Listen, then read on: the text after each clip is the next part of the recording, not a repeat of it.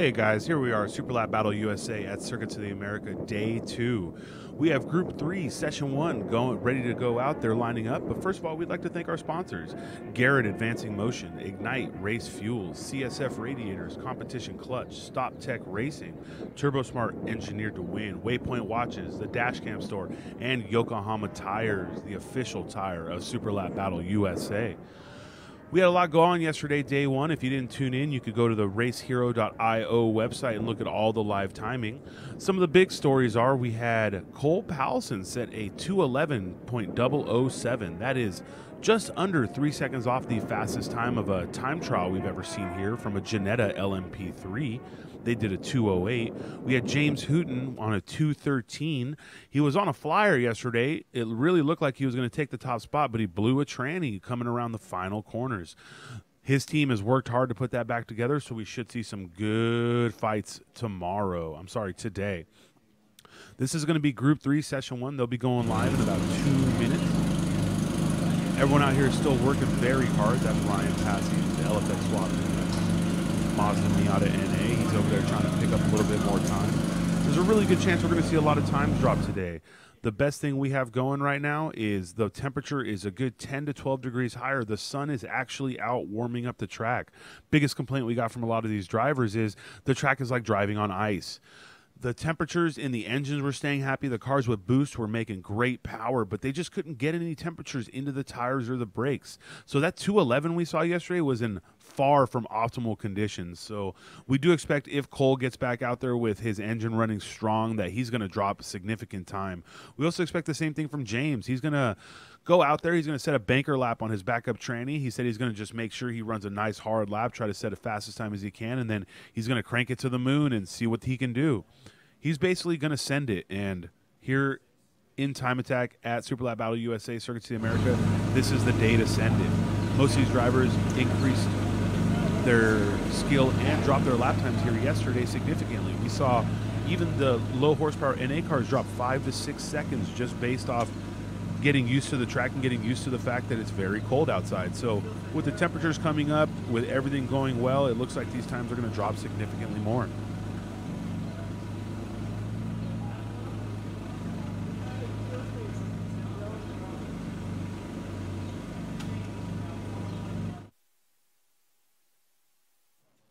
As you can see out there, the track is looking good. They had the cleaners out there this morning.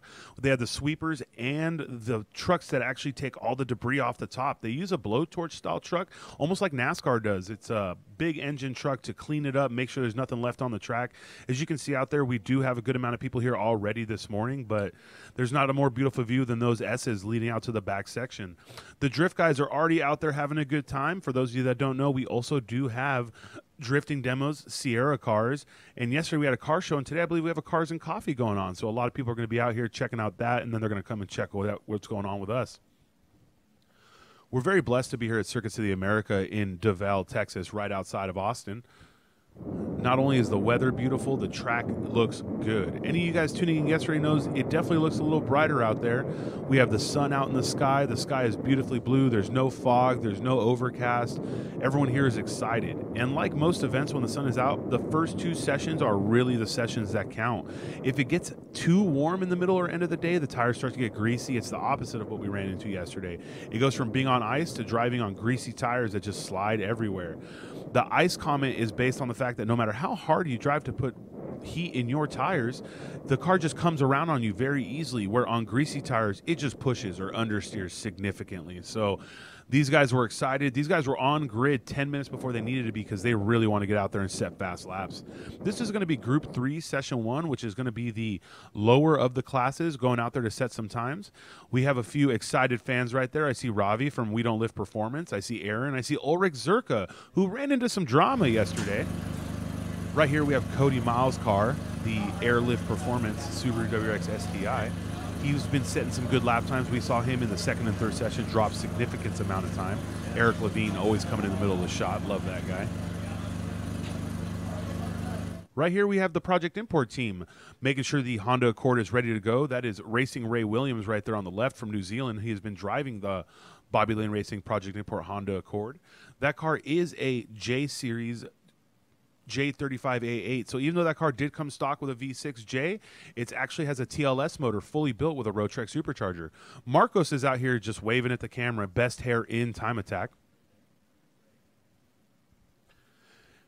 And the car that all of you know, all of you have been waiting for, this is Cole Powelson and Kyle Schick with Life Motorsports. These guys believe they have a lot more left on the table. They did a 211-007. Cole went out again afterwards and did a 211-113. It looked like he was pushing a little too hard on that lap. We saw his rear end get a little too happy around a few corners, and he slid around another one. And the fact that even over driving it like that, he was still able to set such a significant lap time. The one good thing about this team is they may look like the biggest and baddest race team out there, but I'll be very honest with you, there's a group of guys at a shop just working their hardest. So they're out here like a team doing everything they can. Group 3, Session 1 has gone live. This is Nick Bright and his Honda Accord Euro R.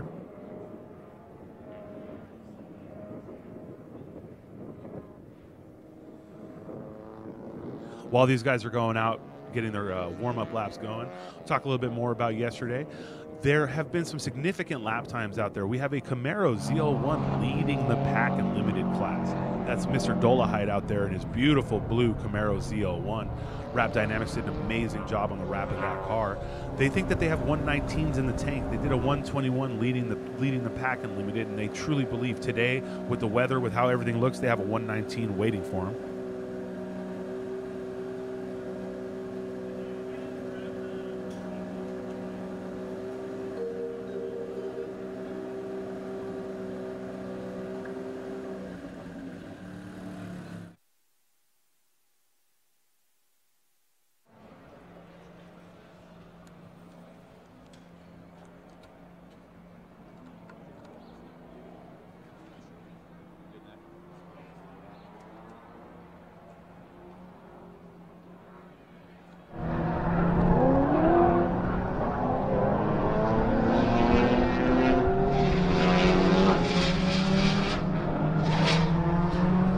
Not sure if Jackie Ding has an issue or he just wanted to let him by. Jackie Ding is out there on a warm-up lap. We do tend to let them out based on speed index, so usually drivers don't let the drivers fast. They like to keep their gap, but maybe Jackie felt he just wasn't in it on that first lap. He wanted to make sure the gentleman behind him had a good lap going.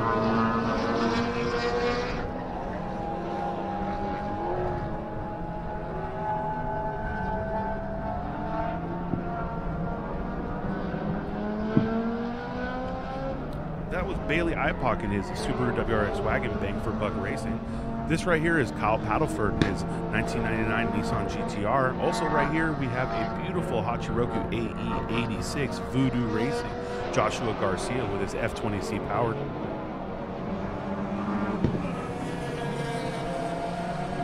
You can almost tell on camera how severe this elevation change is on turn 1, but you have to see it in person. Thomas Lee up here coming up the front straight, about to take his first left on turn 1.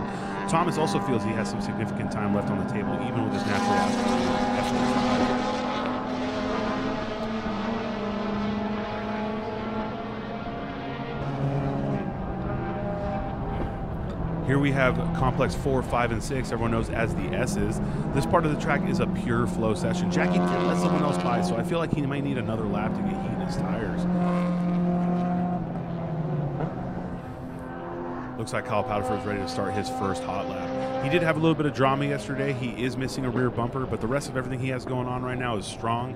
He feels he has a lot of time left on the table, a little bit more learning on his side in a better track, and he feels he can definitely drop his time significantly.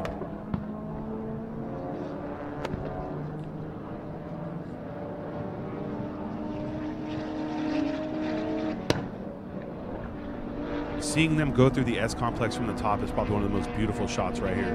You can definitely see how smooth he is through that section. Takes a little curb on the first one, a little less curb on the second one. He may have taken that one a little wide, but his exit is clean. He took it wide to tighten up the exit right there. The whole first beginning 5-6 corners of this track are pure flow. Then you get one little technical corner and a few more flow corners, and the end of the track is all technical. A lot of drivers will dominate one section or the other. You'll see some drivers that kill it in the first but lose a lot of time in the second, where you'll see other drivers that have a little bit of problem with the flow of the S's, but in the technical sections they hit their marks perfectly.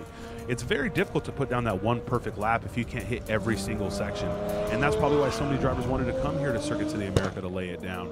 A lot of people had some doubts about this track. They felt it may have been too big or not really a time attack track. But after the first day, every single driver tells me this is a track they want to come back to and perfect. On stream, on camera, it may look like a quote-unquote simple or difficult lap, but truth be told, there are so many different sections based on famous tracks around the world that it's impossible for you to tell me that there isn't something you'll have a problem with taking this lap. Kyle does have what every single time attacker knows as the TE37SL. Volks and TEs have been very famous in time attack because the biggest thing about time attack is it is also a style form of racing. A lot of guys, as time have gone on, think it's just all about building the most spaceship vehicle you can, but these guys put a lot of time and effort to make sure their vehicles also have style. And having this beautiful red 99 R34 on those TE37SLs, you can see it from any portion of the track, and it makes a big difference.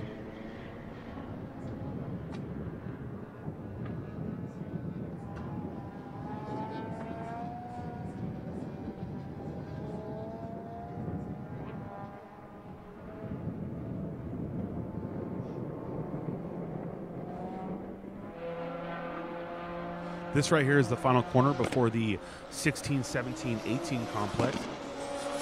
Oh, no, he actually made it around the final corner. I missed him on the 16, 17, 18.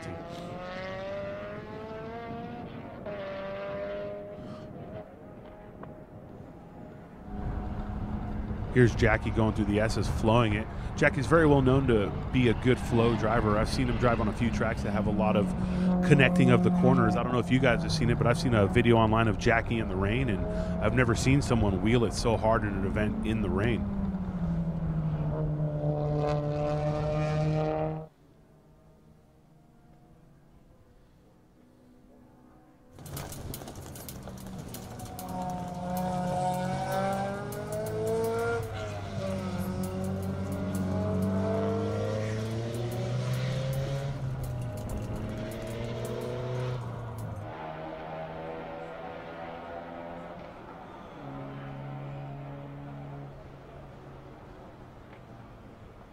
Seeing turn 1 and 2 complex from the finish line camera shows you how much it goes up and then down. A lot of these drivers are saying they're having some issue after they go through turn 2 wide open to get their speed right into the S's. Luckily, as we can see there's no actual chassis damage to Kyle Paddleford. He got a little bump in the rear left quarter, lost his rear bumper, but as you can see, the car is still strong as can be. We can replace body parts, and you know, things do happen on track. The incident was very minimal, and we're glad that got taken care of. Thomas Lee over here really pushing his car. Thomas is known in Southern California for being very fast in his naturally aspirated FA5 Honda Civic Si.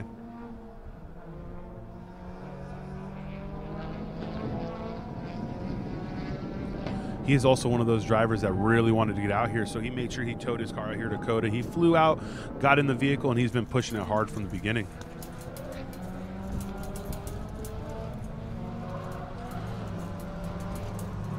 Kimmy Chi right there in his Boxster 987 Whoosh Racing, being followed by Ryan Schmisk in his Chevy Camaro from SPL Parts.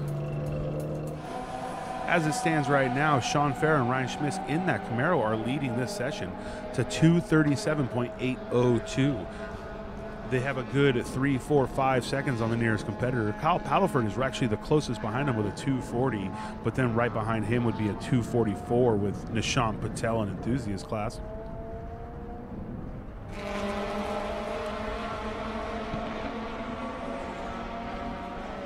Looks like Jackie Ding is actually pushing for a hot lap now.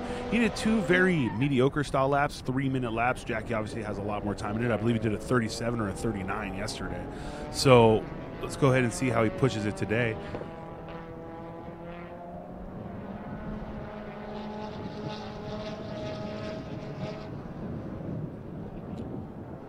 Jackie seems to take a much tighter line right there through turn 2 and 3.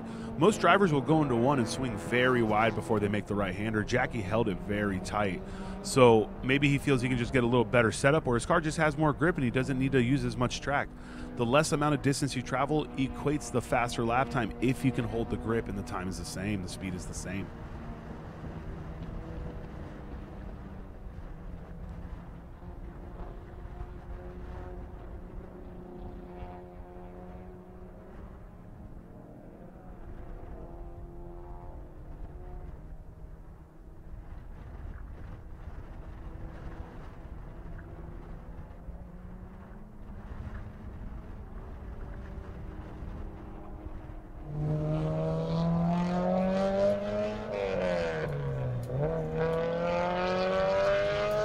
Jackie's been working very close with VM spec on his aero package. He has their rear wing and front splitter.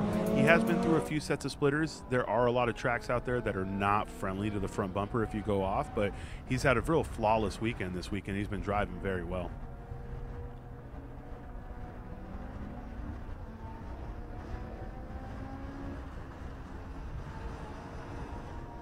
The back straight carries a significant amount of distance.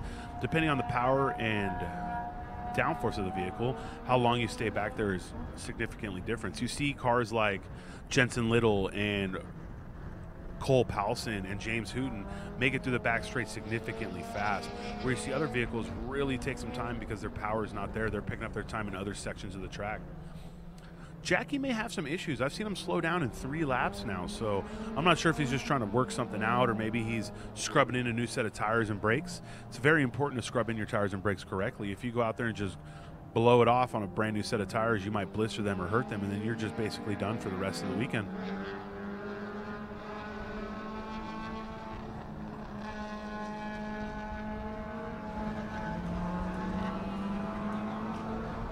We are 12 minutes into the session, folks. Group 3, Session 1 is going. It looks like they do get a full...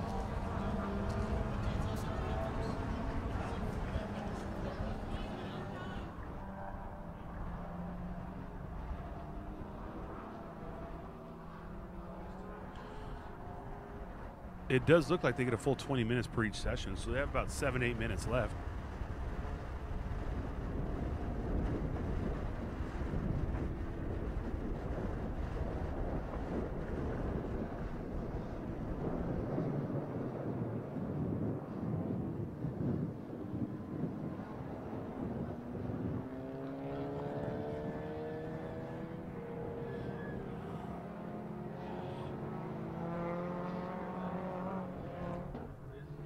This is just one of those cars that you think you know what you're looking at. Nick Bright's Honda Accord Euro R.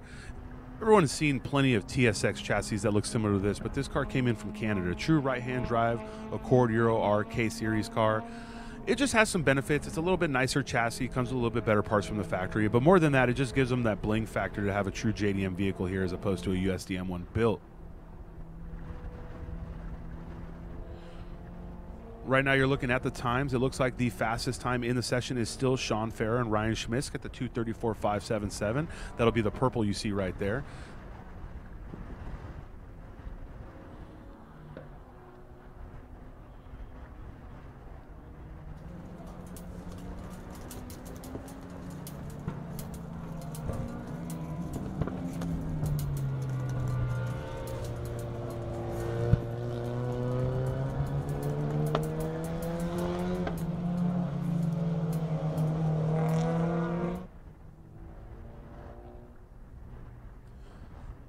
This is something you're going to see a lot of. You'll see drivers pulling off to the side, probably because they're on a cool-down lap. Jackie's been pulling over to the side for a little bit, so again, I truly believe he's either working through an issue or trying to scrub in those tires.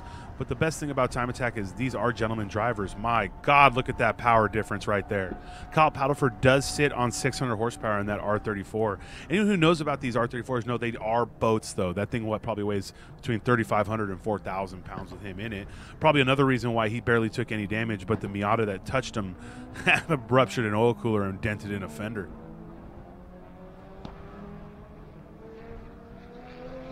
Here you see this beautiful corner. You have a nice wide opening to a decreasing radius into a nice little flow section right here before you have to go wide and hit this apex. A lot of people make mistakes in this section, turn in a little too early, and then you're just pushing the whole way through, losing nothing but speed.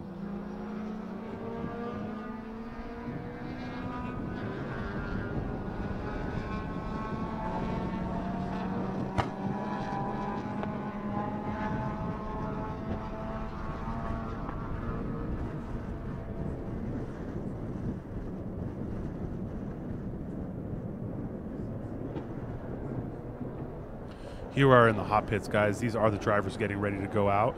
Here's Ravi and We Don't Live Performance right here. Group 2, Session 1 is about to be ready to go out. They are checkering these guys. So basically everyone that was on a hot lap counts. Now the rest of the drivers that have already gone past checker, they are making sure to make their way back around. This is what you see from this session right here. So you had Sean Farrer and Ryan Schmitz got a 2:34.577. Then Thomas Lee picked up a little bit of time. He was in the 40s yesterday, but did a 2:39.070. This track is cleaning up nicely. The weather outside is really good for these vehicles. It's not too cold. We're still in the high 50s, low 60s, but the sun is coming down on the track, and it makes a big difference on how the tires actually grip.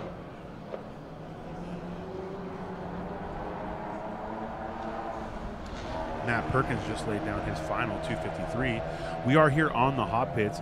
You'll see that these drivers are out there and ready and waiting because this is probably going to be one of their best sessions. Session 1 and Session 2 are going to be the ones where they're going to be pushing.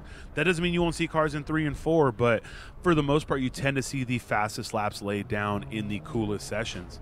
Now, with that being said, I can't tell you how many events we've seen the fastest lap laid down on the final session.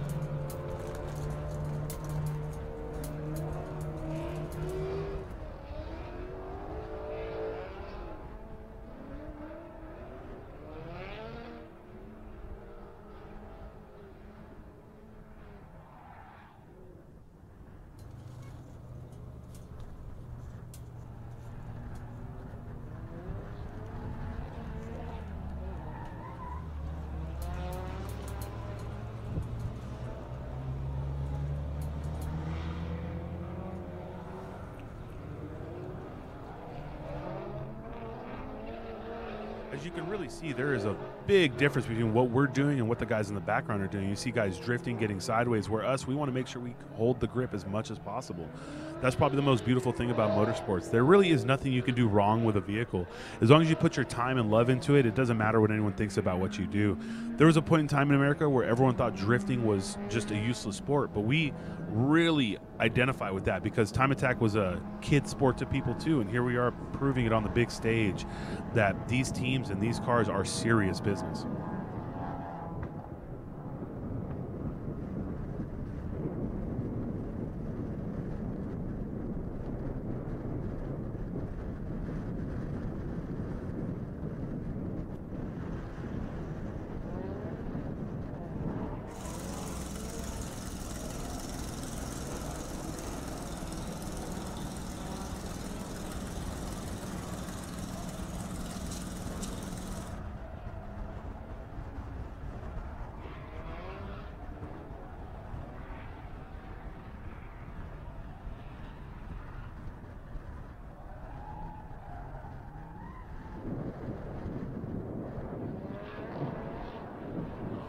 Here we go, guys. Here we have Group 2, Session 1 out there getting ready to go out.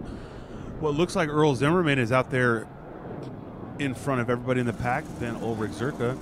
Guys, there's no one out there that can't get enough of this vehicle right here.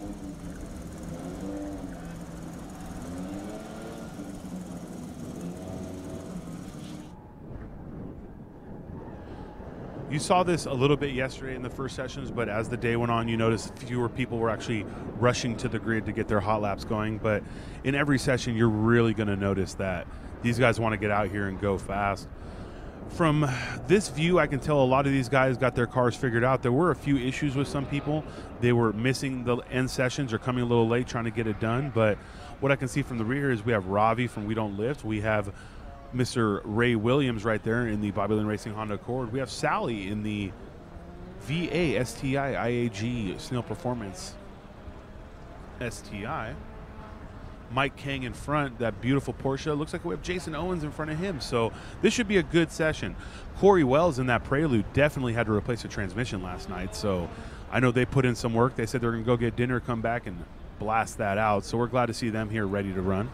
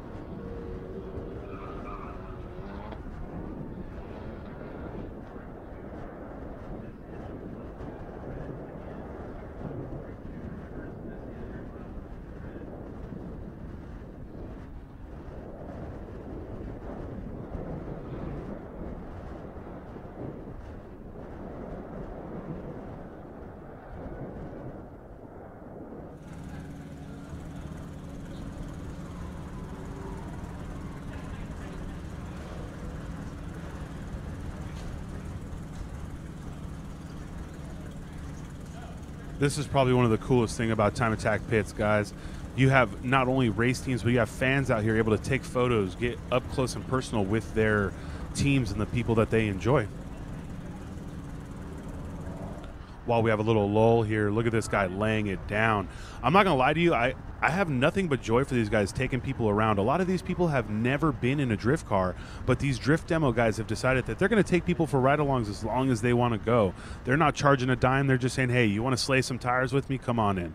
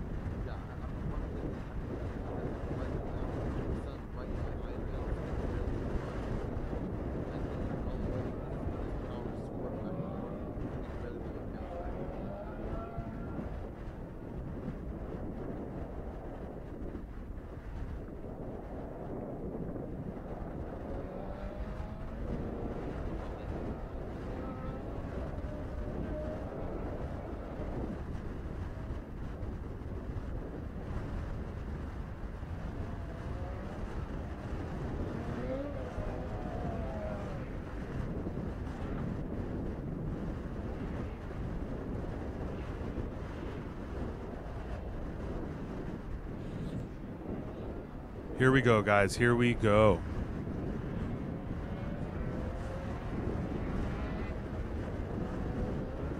Glad to see not only Ulrich back out, but there is Will Dries, I believe, in the Corey Wells Prelude. They had just a little transmission issue yesterday, but it looks like they got that all sorted out.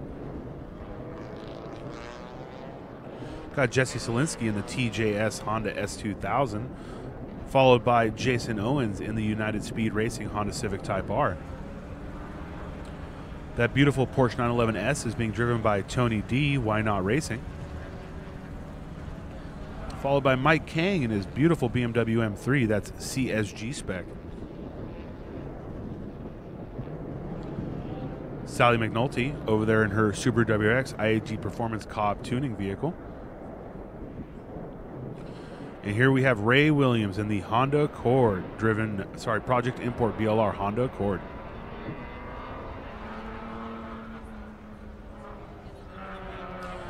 Ravi in the Acura NSX We Don't Lift Racing.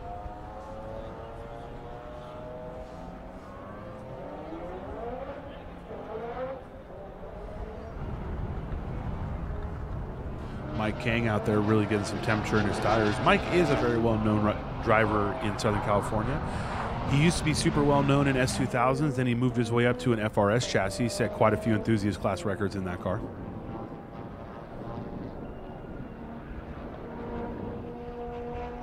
Here we have Ray Williams in the Project Import Bobby Lane Racing Honda Accord.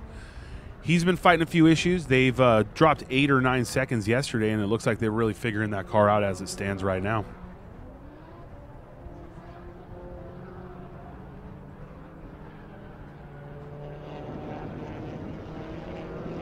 Nick Steniford in his Honda S2000 Tarmac Apparel.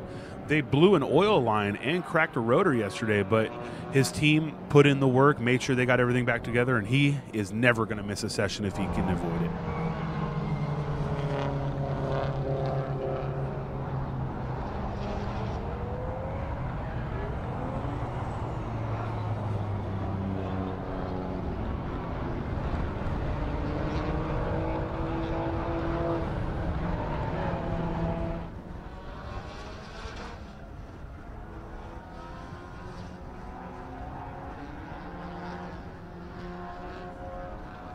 Looks like we have a little bit of a traffic jam here. Usually this gap makes this not happen, but some drivers do tend to take a little longer to put heat into their tires while the drivers behind them are more ready than them. So hopefully they're a little smarter, give themselves a bigger gap before the hot lap starts. That way they can actually get a nice lap in without any impedance.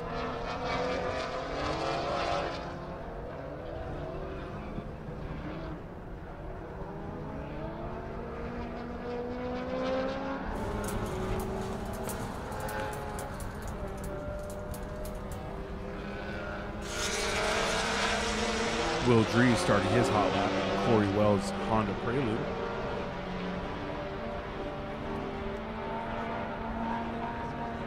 WRD Racing. That car looks a lot smoother out there. I'm not sure if they made some suspension changes or alignment changes, but it's not as twitchy at all.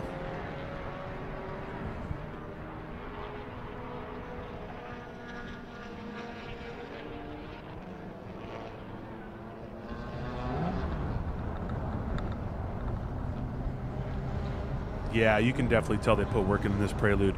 Yesterday, the car was just very twitchy and didn't look as planted. This is Earl Zimmerman leading the pack out there, going onto the back straight. From this camera shot, you can tell how there is elevation change back there. On a map, it just looks like a straight, but you have to dip down and come back up. You can't really see much out there.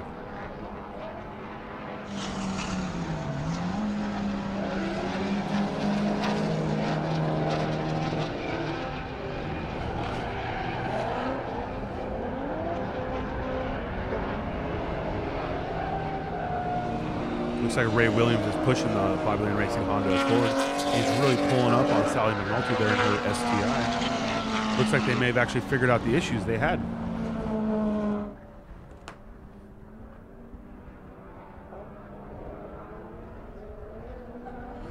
Man, but honest to God, looks like Sally picked up some time from yesterday too. She was driving like a monster yesterday. We expected to see Sally and Marcos both in this, but I was talking to Marcos yesterday and he was saying Sally was driving so solid, picking up so much time, he sees no reason to get in the car right now.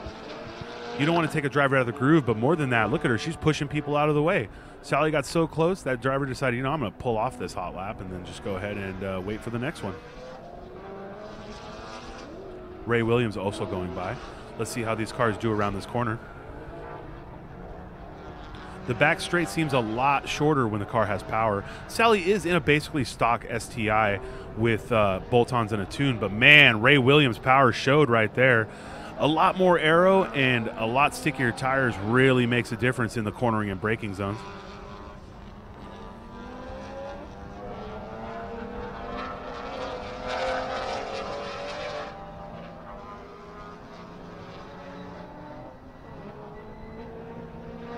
Ulrich Zerko with his fastest time of the weekend of a 2:35.677. That's a little bit faster than his time yesterday. It looks like they got all that damage fixed. He ruptured an oil cooler and towards the end of the day was having fuel issues. So one of his competitors let him borrow a fuel pump to get back out there. If you guys didn't realize, it was Ulrich that touched Mr. Paddleford. That was where the damage came with him. But like I said, incidents do happen on track, and these guys have already talked about it. No one's mad. Just things do happen. Will Drees with the 255 and Jason Owens with a 236. Tony D in that 911S with a 237.529. Will Drees 255 was Ray Williams with the fastest of the session, a 2:33.374.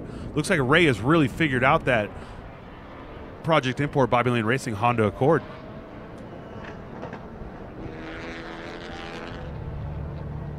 Oh, and Ray got around Sally in that hot lap, so it looks like Ray's going to go for one more flyer. They have about an 8-gallon cell in that car, so he definitely has time for 2 laps.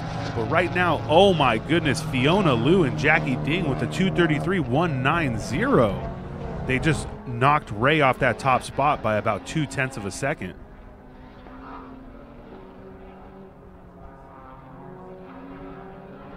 Drew Turner just laying down a 2:45.919. Looks like these guys are out here picking up a significant amount of time.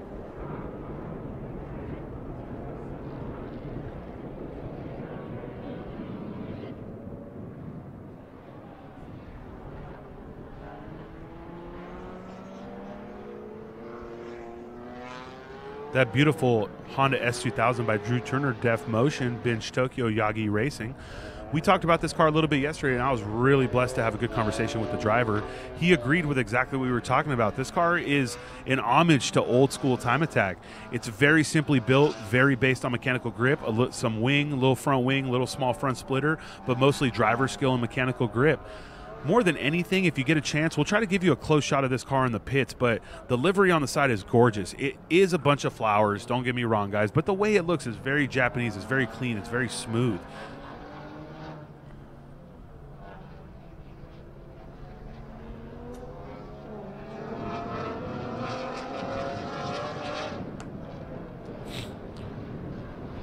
Let's see if Ulrich can pick up some more time. Ulrich Zerka with the fastest time of the session now, 2:31. He dropped 4 seconds from his last lap.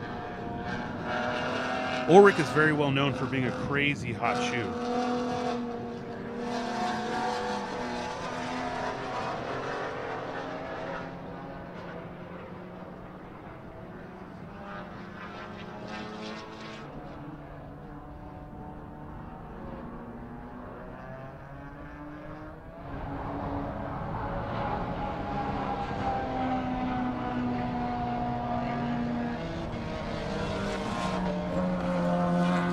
Ulrich just turned 18. I don't know if you guys watch Hoonigan's YouTube channel, but he was just on there on a build biology with Mr. John Naderi, the Time Attack lover himself. In Arizona, he's super well known. Oh, let's go back for a second, guy. Ray Williams just reset the fastest time of this session with a 2:33.80. Ray in that red Honda Accord has no issues pushing it. That car is very, very unconventional. Most people aren't going to be driving a CM8 Accord like that, but Bobby Lane Racing and Project Import have been campaigning this car for almost 10 years. This is the first event on this supercharged setup, though. They campaigned it for 9 years naturally aspirated. The car has undergone some changes, and you may think everything is different, but those wheels are also the same. They just got them recoated. We really like the red look with the black bumpers and the chrome wheels. It makes a big difference. And as you can tell, Ray Williams has no problem pushing it. He's really pulling on that 911S.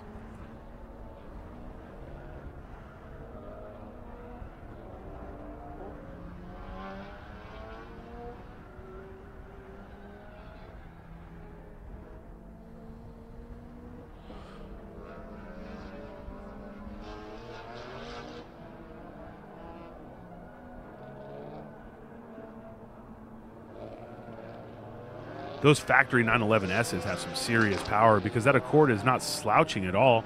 It's a J35AA fully built with the road trucks on it. She makes good power, but that 911S is hot. The Accord is not as light as the 911S probably, but it's not a heavy Accord by any means. That car is gutted to the max. Before they stripped it out even more, the car only weighed 3,200 pounds.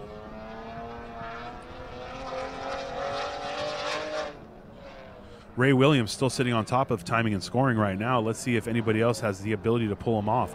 Ulrich did pull 4 seconds out of his lap, so we'll see if Ulrich can actually surpass him one more time. It's just not something you see very often, a Honda Accord looking so planted in the corners. The 911 pulled a little bit in the straight, but Ray Williams is over here just catching up to him in every single corner.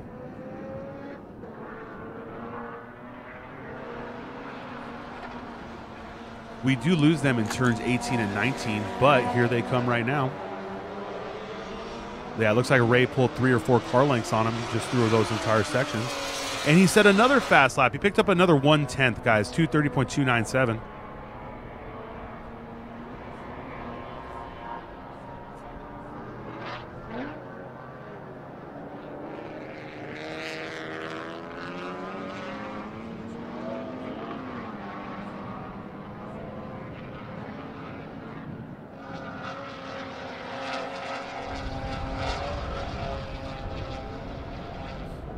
These S's from up top are probably one of the nicest sections to watch.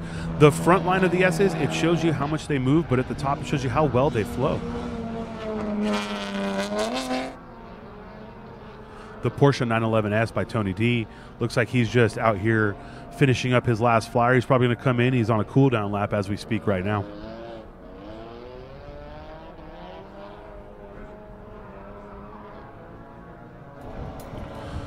To be honest with you, it looks like Ray Williams is on another flyer. We figured he'd only do 2 or 3 laps, but he's out there just pushing the car. They did run into some issues yesterday, so my guess is that he wants to get as much time out on track as possible.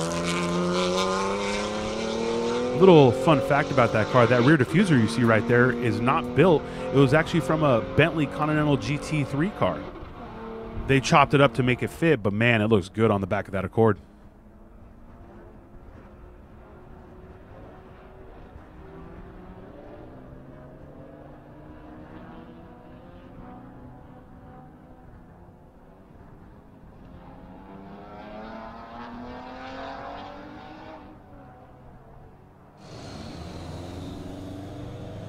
Looks like Ulrich Zerka came in to have a little talk. He probably was talking with his pit, asking, why is this Honda Accord going faster than me? What do I need to do?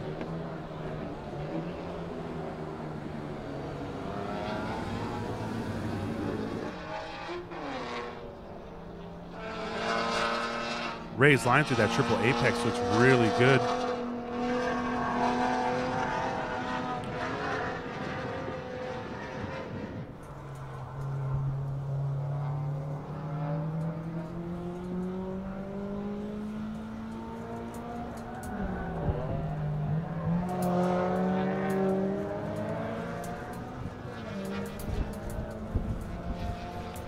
And here we are, guys. This is what you see of this session right now.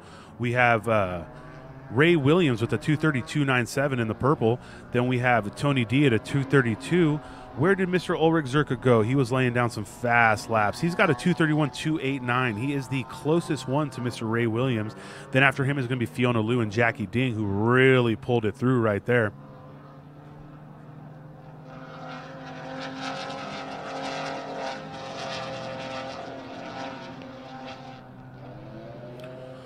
So Ray's tires may be falling off. I feel like he actually may be on a cool down now, but he still seems to be pushing it.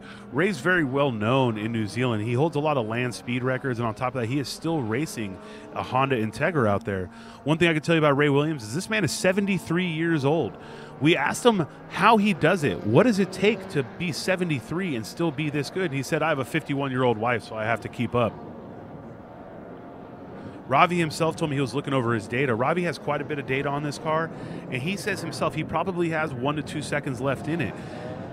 With the weather being out and being better today, I have no doubt he probably has a little bit more than that. But in the wet, he was making some significant, in the cold, he was making some significant gains yesterday. So hopefully today with the sun out and the temperature just a little bit better for him, he might be able to pick up some serious time.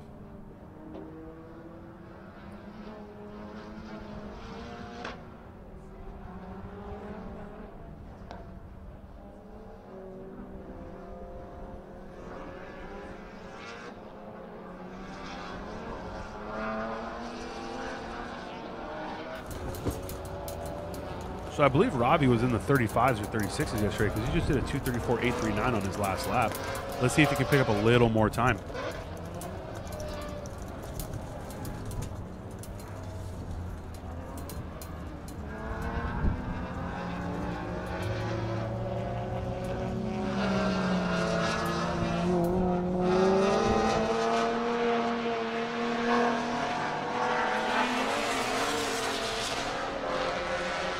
Jesse Solinsky with a 3:13.829. It looks like he was out there warming up his tires, getting ready to actually do a flyer.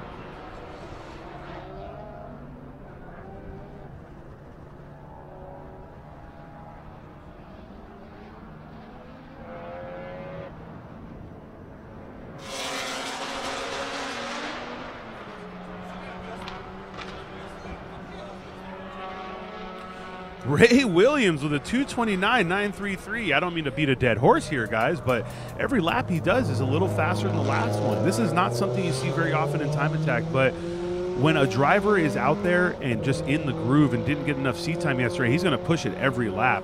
And the good thing about them is they're on a brand new sticker set of Hoosier A7s, so he's got plenty of grip for what he's trying to do. This right here is Tony D in his 911S. That is a gorgeous car. He just laid down a 2:31.5. Wow.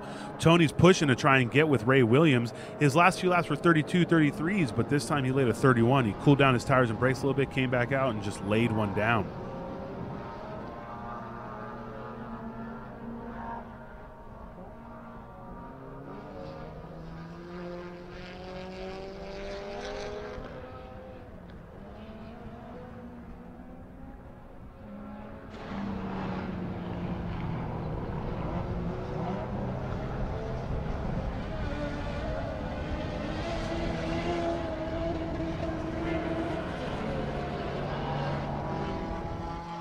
Here we are to recap, guys. So I'm going to tell you yesterday what was going on with times.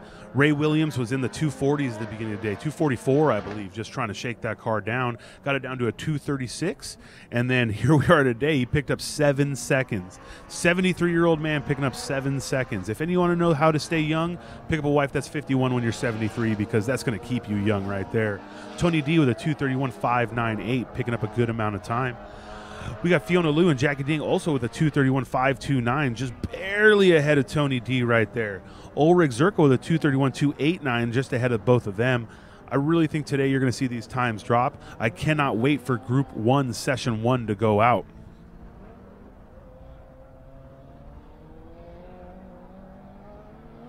These guys are mainly on cooldown laps. I haven't seen anyone with a real flyer going on. If I do, I will let you know.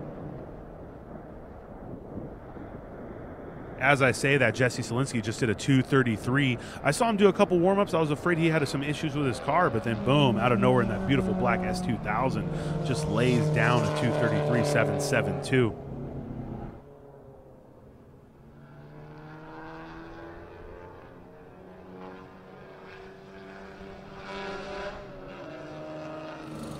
And what everyone has been waiting for. I don't see James Hooten yet, but I will tell you, hopefully we see James go out there because Cole is ready. Now, both these guys are usually one-lap flyers. James has been known to come in, grab data, then do another lap, but Cole's car is set up specifically to come here, lay it down, and come back in. I know for a fact he'd probably do more laps, but most of you don't know, he is on a semi-damaged engine right now. This engine is not hurt in a means where it cannot run. It's just not at its fullest potential. So I know they're not trying to do 2 laps in a row and damage it before they have the ability to pull an even faster lap. Cole does look distinguished with those grays. Kyle Paddleford, him and his team do a good job of getting the car up after every session, double-checking everything. He's been through quite a lot with that car. There are some videos of him. I will tell you, Kyle Paddleford is just the epitome of a badass. I've seen him make it to multiple events, and there's a video of him jumping this car on a road, hitting a nice little ridge, getting a few feet of air, so he definitely lays it down with this ride. Here we have all the guys from Group 1 lining up. In the very front is Mr. Jensen Little.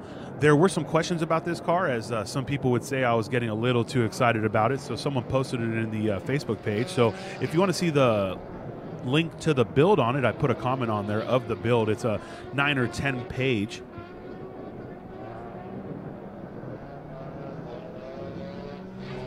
I see how hyped Ray Williams is in the car right now. They're checking his pressures, checking the data, trying to make sure they can make him go faster next run, but I will tell you, we have a tourist there on the left. His name is Young, taking photos. But Ray was hyped. Right before we cut to this shot, I saw someone in there just shaking his hand, and Ray was just smiling with his thumbs up. There's nothing better than seeing international drivers come in and be part of what we're doing here. And here we have it, guys, the K-tuned Levine Motorsports Acura Integra Type R. I see Mr. James Hooten, Melonhead himself, in the car, ready to go. Looks like we are going to see the battle we all waited for, my friends, so I cannot wait for these guys to go out on track.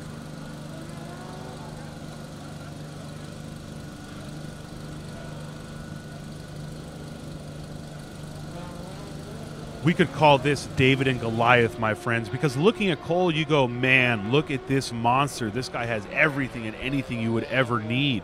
Then you have that very simple-looking Acura Integra, David. Now, the question is history going to repeat itself? Is the little man going to slay the giant, or is the giant going to win this time?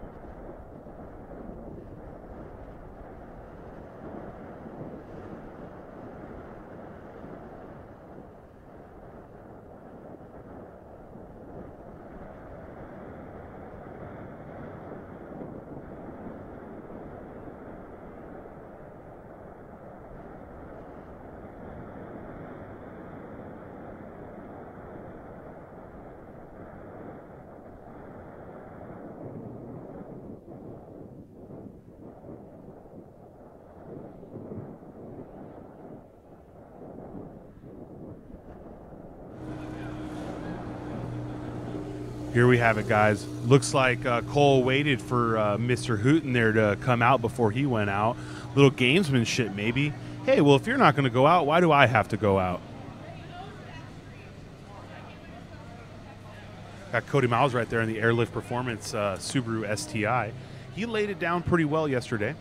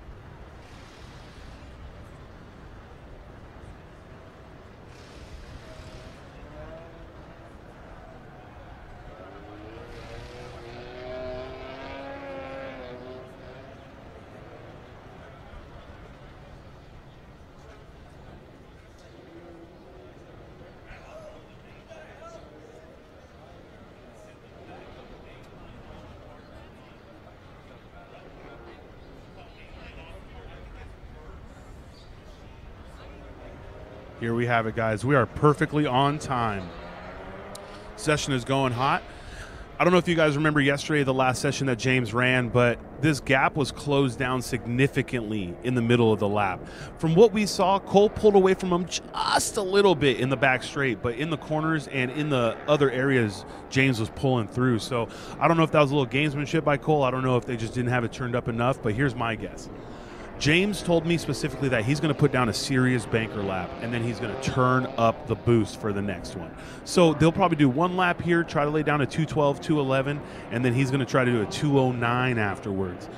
We don't really like to talk about predictive or what it could have been, but I will tell you right now that if James was able to finish that lap and he stayed as clean as the first 3 quarters before the tranny broke, James would be in the lead right now.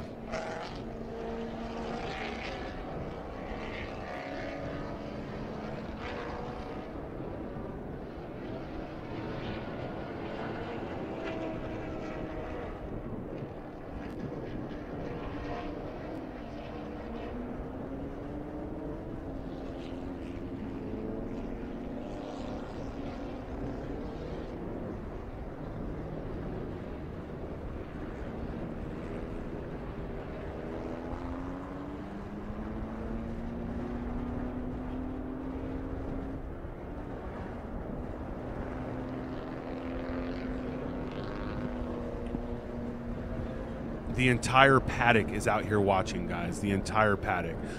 I don't want to take anything away from these other drivers out here because these guys are killing it. These guys are hauling the mail. But everyone is waiting for Cole to start his hot lap and for James to follow him down. Luckily for us, this track is 3.4 miles and a nice significant distance, so they'll have plenty of time for these other cars to get out before they start their flyers. The old Crawford Performance STI, we love that car. It looks like Mr. Phil Grabo, he got that car fixed. Keep an eye on that tower, folks. We got something for you in that tower later.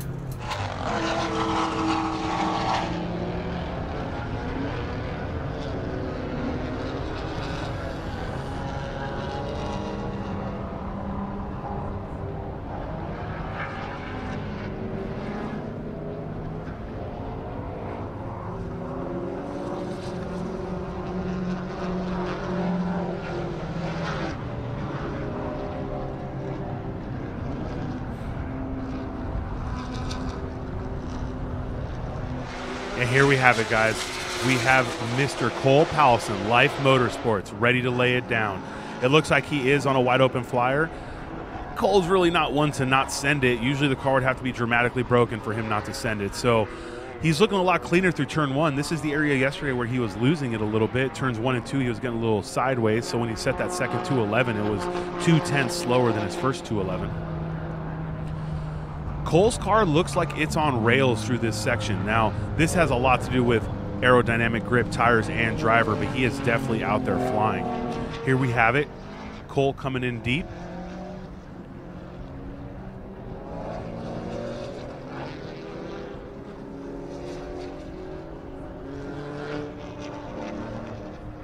Man, it is a thing of beauty watching him drive this vehicle.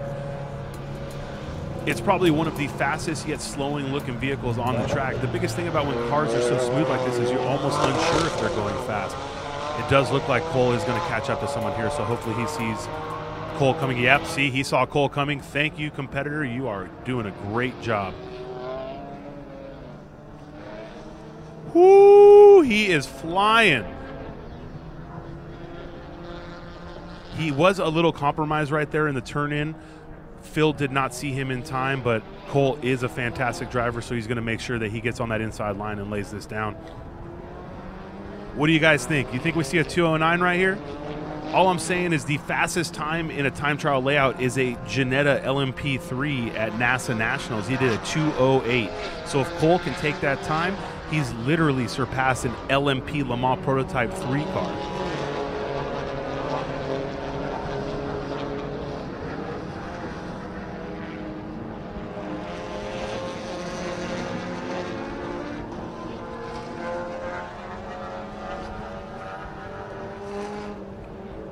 Oh my gosh. I'm not gonna lie, yesterday it was flying. Now let's see Cole. What do you got? A 2:07.181. Cole has reset the fastest lap I have ever physically seen here in a time trial setup. Now, we didn't think the 208s were gonna be touched, but Cole just did a 2:07 and said, hey guys, I mean, that 2:11 yesterday was fun and all, but I think it was time to lay it down. James reset his fastest time at a 2:12. That was the banker lap he was talking about. Don't think it's over for James. I know he's going to come back in, turn it up, and hope everything holds together.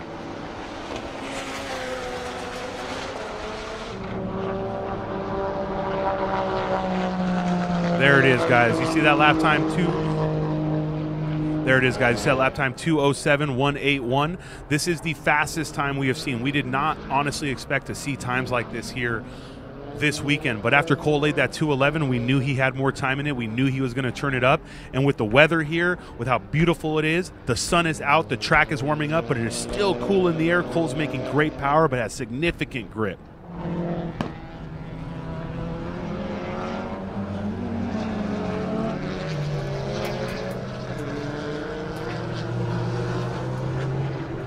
It looks like everyone is picking up time. Jensen Little with a 2:17, Faraz with a 2:20, Scott Dolehite with a 2:25. They're chasing 2:19, guys. Scott Dolehite did a 2:20, 2:21 yesterday, so I know they're chasing 2:19s right now. That's Mr. Brian Tyson in his Camaro ZL1. Folks, if you want to see impressive, that's the man to watch.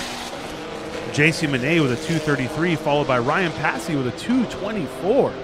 He said it himself. With the better weather today, he's going to see faster lap times. The biggest issue he has, and he'll tell you over and over again, is that, woo, JC Monet, he may have laid fluid on the track, guys. We did see us a puff of smoke. I'm not sure if he lost it because he just came in a little too deep or if he's losing fluid. He was puffing white smoke out the exhaust right there. He may have blown a head gasket.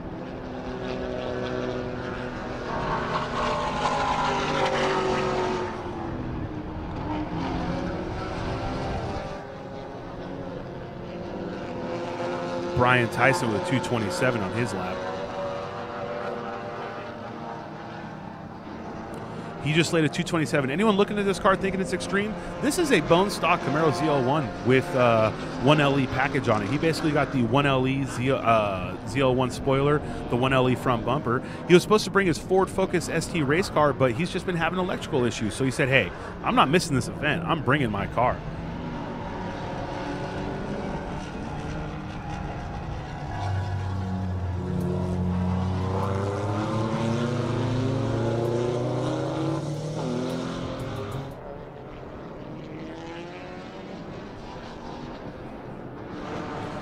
All right, guys. So here we have Cole coming back into the pits. Definitely going to go ahead and go back there, pull the data, make sure they know everything that was going on with that lap. My guess is, guys, and I know Cole pretty well, he's not all about setting a time and then leaving it. The only way this man would not come out is if he damaged the engine to the point where it's not going to run again. But I will tell you, while that was going on, Mr. Jensen Little laid a 216. He's picked up a second every lap now. I'm pretty sure he can keep getting it together, get himself in the 214s. Oh, man. So James did a cool down, and now he's doing a flyer. Look at this, guys. In classic James fashion, laying sparks down the front straight. Really smooth through turn one right there. He does not appreciate the fact that Cole just laid a 207. We think his lap yesterday was sub 210 if he would have finished it. So we know what the car has in it. We know what the driver has in it. The car looks smooth as can be, and James is very smart. After he laid his flyer, After he laid his flyer, he let that car cool down. He let the tires come back under him, and he's here ready to go.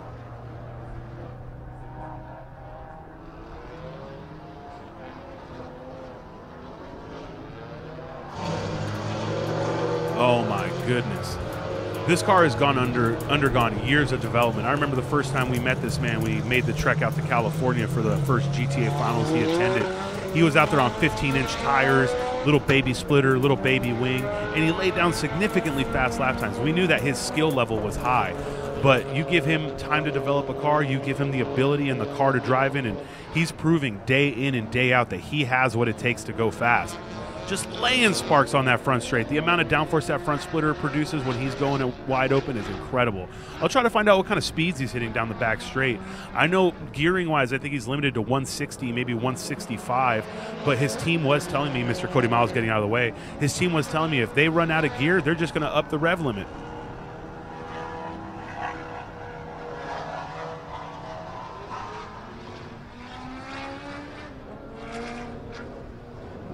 Oh, my goodness.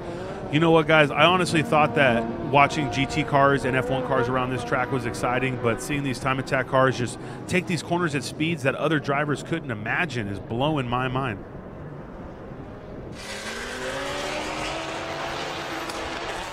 Here he comes. Here he comes. He made a complete lap, guys.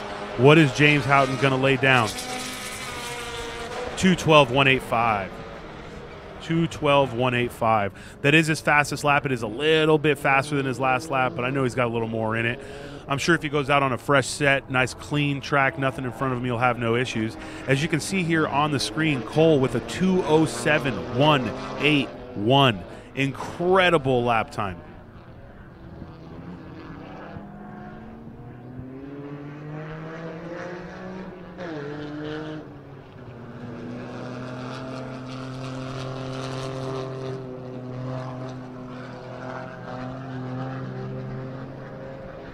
James on a cool down lap now. I know he only has enough fuel to do 2 flyers, so even when he's cooling down, he looks like he's going fast. There's Mr. Jensen Little coming back into his garage. He laid down a 2:16 here. I don't know what his fastest personal time is here, but he is just going faster and faster all day.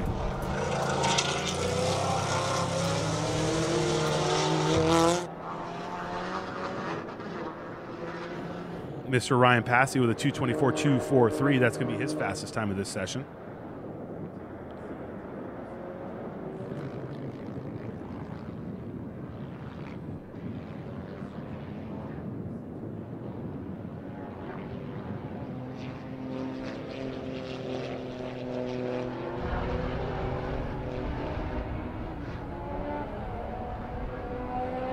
I was talking with Mr. Passey yesterday, and I just kept asking him, I'm like, are you just not driving to your fullest ability, or are you not pushing the car?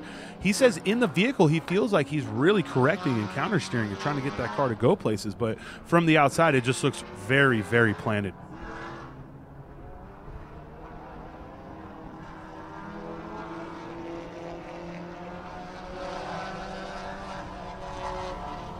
All right, guys, let me put this into perspective for you. The 2017 Moto America Superbike Superstock record, and this is a lap record at this track, is a 2:09.173. Cole just took out a Superbike on this track. He's gone faster than the fastest Trans Am car from 2017, a GT1 class. Those are 1,000 horsepower cars. He's gone faster than the GP America Moto 2s, which did a 2:09. He's knocking on the door of Cinco Dakota, which was a Davidson Racing BMW Norma, which is a prototype style vehicle. That car did a 2:06.834. These guys are flying out here right now.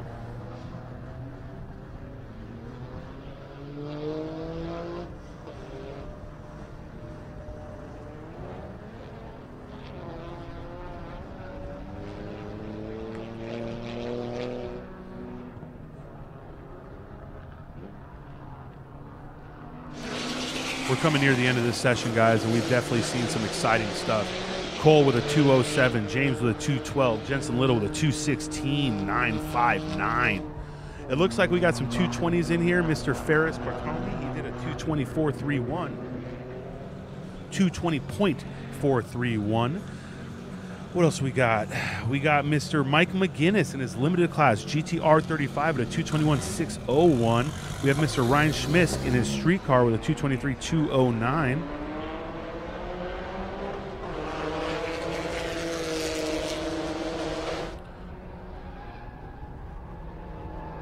JC Monet seems to have figured his issue out. He had a nice little spin cycle there on turn one.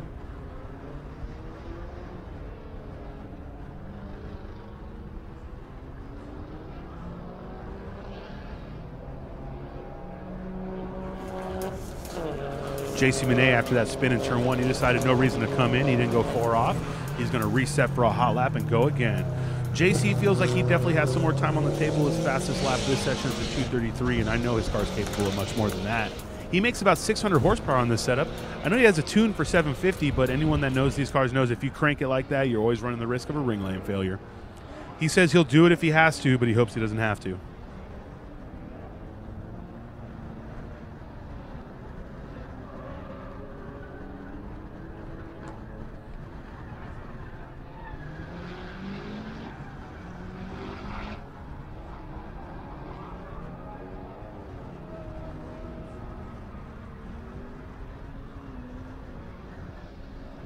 JC's car is looking a little twitchy through some of these sections. I don't know if he's driving it that hard or maybe the tires are getting a little greasy underneath him, but he always runs that famous American flag on the roof of his car.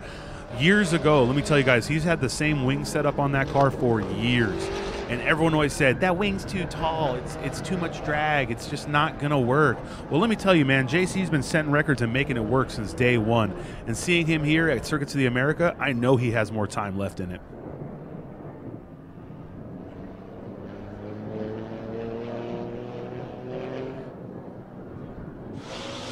There we go, guys. Here's JC Monet.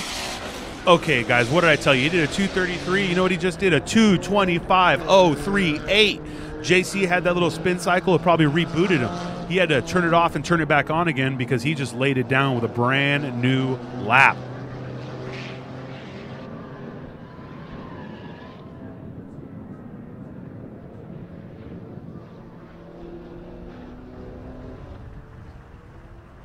Man, JC's always been known to just push it. You know what's funny with JC is I've seen him push it on a cold lap. He may be even coming into the pits, but man, he's going like 225 isn't good enough for him. So we're going to follow him around this lap right now. His lines are much better this lap. Last lap where he laid that 225, he was really wide coming out of the S's, and he just didn't hug that inside corner on the next one because his setup wasn't good enough. But right here, he seems to have some really clean lines. So let's see if he can actually surpass his 225. That WeatherTech bridge, always a good shot to see. Here he comes into the brake zones. He gets a little bit of front end dip, but he's got that car sprung just right for that aero package, so he's not slamming it on the ground. Here he comes down the back straight. JC has a good amount of power. This is what 600 horsepower looks like running down the back straight. And this straight is so long, it still looks like it takes forever. The only way to really tell is how quick he goes back this red and white, and he flies by those red and white curbs. Hard in the brake zone, going to make this sharp left. You'll notice these drivers do not cut that left very, very tight. That orange curb, that turtle as they call it, will break your suspension. It's basically there to make sure you don't take too much of the track.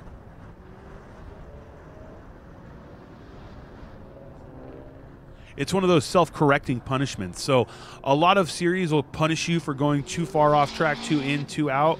Well, guess what? They don't have to punish you if you punish yourself.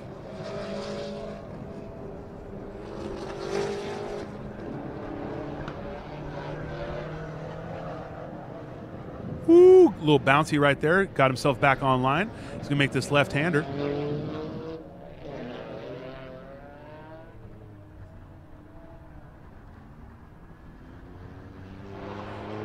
And here we have it, guys. JC coming down the front straight. Let's see if he can better his 225.038. 222.761, guys. He took another 3 seconds off of that lap. 222.761. So let's look at this session. We have Cole Powelson with a 207.181. We have James Hooten with a 212.185. We have Mr. J.C. Monet after having a spin cycle on turn 1 with a 222.766. These guys are pushing it here today, folks. We have Phil Grabo, who picked up another 2 seconds with a 223.093. These guys are really pushing it right now. As you can tell on timing and scoring, the checker flag is going to come out. So anyone on a flyer is definitely going to get to finish their lap, but anyone who crosses start-finish after that is going to be done.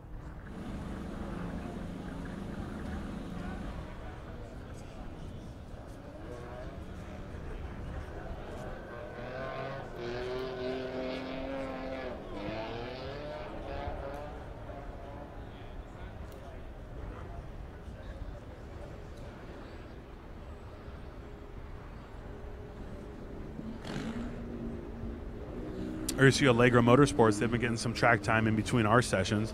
Those GT3 Cups are gorgeous cars. I know Wolf Hensler's driving one of those. Here's your view of Circuits of the Americas, my friend, from the Turn 1 complex. It's a beautiful day out here. The weather is nice. The competitors are super happy the sun's out. It's still not too warm. The biggest fear you always have in Texas is either to be too cold or too hot, but we actually found a perfect day to run this event.